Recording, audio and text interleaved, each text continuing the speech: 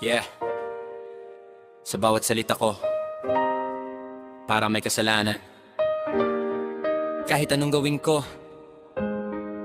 mali pa rin sa pananaw mo.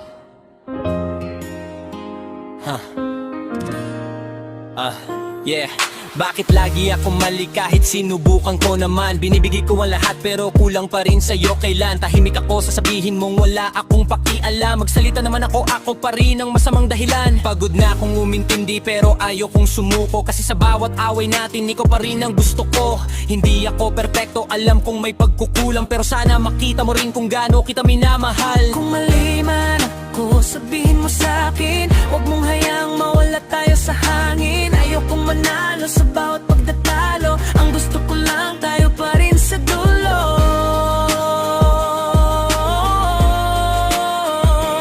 Tayo pa rin sa dulo. Bakit lagi ako mali? Kahit puso ko'y para sa'yo lagi. Bakit bawat kilos ko'y may kasalanan? Samantalang ikaw ang dahilan kung bakit ako lumalaban.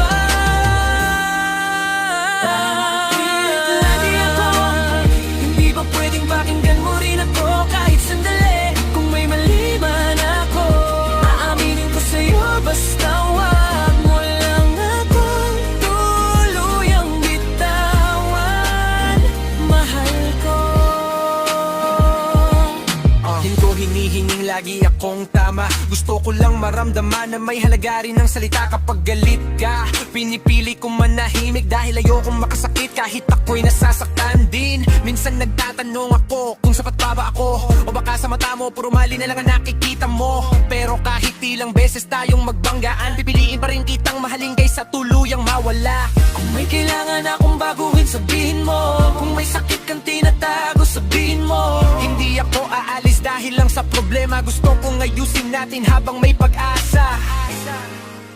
Bakit lagi akong mali? Kahit puso ko'y para sa'yo lagi. Kung minsan man ako'y nagkakamali, sana wag mong kalimutang mahal kita sa bawat sandali.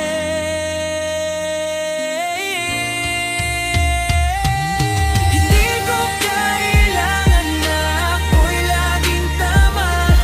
Kailangan ko lang na pakinggan mo rin ako, sinta. At kung may mali man sa ating dalawa, ayusin natin. Huwag nating hayaang matapos sa salita.